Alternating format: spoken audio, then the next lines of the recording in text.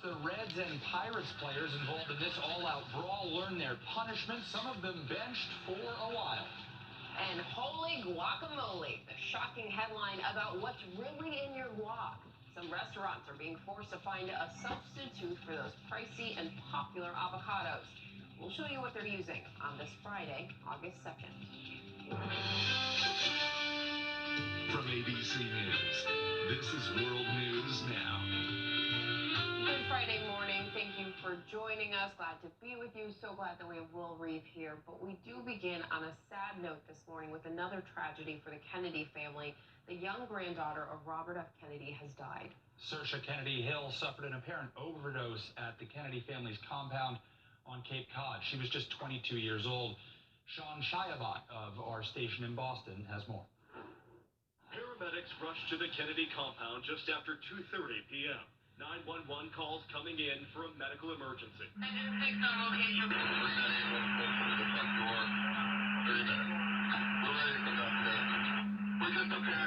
Sources say 22-year-old Saoirse Kennedy Hill died of an apparent drug overdose. The granddaughter to Robert F. Kennedy found inside the Kennedy retreat. Not just the family, but the whole nation has trouble with that. We can learn from it. It's hard to get help in this country. Police were seen in and out of the home as relatives converged, some consoling one another. The 6-acre compound made famous by President John F. Kennedy vacationing here with his family. A statement from the Kennedy family reads, "Our hearts are shattered by the loss of our beloved Saoirse. Her life was filled with hope, promise, and love. She cared deeply about friends and family." My heart goes out to the Kennedy family. I remember when Bobby passed, and my heart just goes out. The young Kennedy talks openly about her struggle with depression. Her grandmother, Ethel Kennedy, saying, "The world is a little less beautiful today." In Hyannisport, I'm Sean Shiabat for ABC News. Sad story there. Well, now to President Trump holding his first campaign rally since a racist chant erupted among his supporters. But last night in Cincinnati, there were no send her back chants. The president slammed the 4 congresswomen of color known as the Squad as left-wing extremists without mentioning them by name. And he blamed Democrats for the conditions in urban areas like Baltimore. For decades, these communities have been run exclusively by Democrat politicians. And it's been total one-party control of the inner cities. For 100 years, it's been one-party control, and look at them. We can name one after another, but I won't do that. Because I don't want to be controversial. The president also pounced on the Democratic presidential campaign candidates. He said they spent more time attacking President Obama during the debate than they spent attacking him. The president also addressed the intensifying trade war, telling supporters until there's a deal, the U.S. will be, quote, taxing the hell out of China. Hours earlier, he announced sweeping new tariffs on Chinese imports set to take effect next month. The Dow plunged on the news, closing down 280 points. ABC's Kira Phillips has more on the tariffs and how Americans could feel the pinch. President Trump escalating his trade war with China, slapping a new 10% tariff on $300 billion worth of Chinese products. For many years, China has been taking out hundreds of billions of dollars a year and rebuilding China. It's time that we rebuild our country. The tariffs mean American shoppers could see prices go up on everything, from clothing to smartphones to TVs to toys. The Chamber of Commerce saying the president's move will inflict greater pain on American businesses, farmers, workers, and consumers, and undermine an otherwise strong U.S. economy. What do you say to American business owners and consumers who are going to pay the price for these tariffs, sir? What would you say when China, for the last 20 years, has been taking hundreds of billions of dollars out of our country? So now it's time that we change things around. If they don't want to trade with us anymore, that would be fine with me. But China buys billions of dollars in crops from American farmers, and they've responded with tariffs of their own. In May, with the trade war in full swing, we spoke with John Kiefner, a soybean farmer from Illinois. I'm preparing for the worst. China bought 60% of U.S. soybean exports before the trade war started. Not anymore. A lot of farmers are going to have to come up with alternative sources of income. Kira Phillips, ABC News, the White House. North Korea has launched yet another round of missiles, the third weapons test in just over a week. Officials in South Korea believe at least 2 short-range ballistic missiles were fired into the sea. The North has expressed increased frustration over stalled nuclear talks and upcoming military drills between the U.S. and South Korea. But President Trump played down the launches, calling them very standard. He says they won't stop him from negotiating with Kim Jong-un.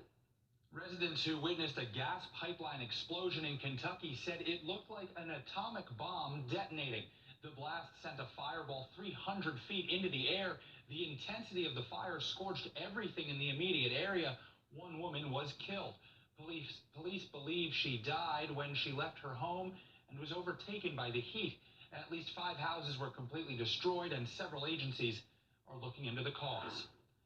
And in South Florida, a driver died after plowing through detour signs into a highway construction zone. The driver smashed into a crane, which collapsed onto the SUV. Police say toxicology tests are underway to determine if drugs or alcohol played a role in the crash.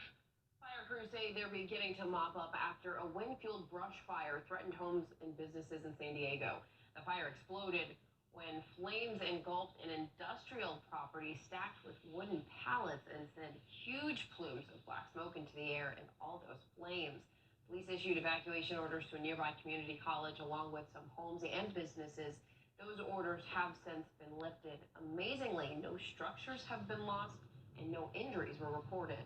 A blood test to detect possible signs of Alzheimer's is in the works. Researchers in Missouri say the test measures protein deposits in the brain that are a risk factor for the disease.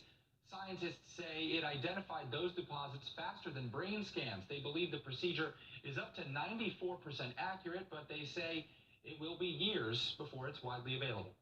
Major League Baseball has handed down suspensions for Tuesday's chaos in Cincinnati. Yeah, the Reds-Pirates brawl started when Cincinnati's Amir Garrett charged the Pittsburgh dugout, taking on the whole team. Yeah. 6 players, both managers, are being punished.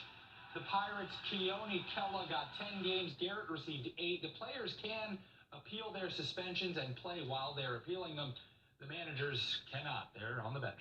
Oh, my goodness. I heard that ESPN coming out. You got excited. I did. I mean, you didn't get excited? I mean, the video's nuts. Yeah. It is nuts. And also nuts, we have a warning for all foodies.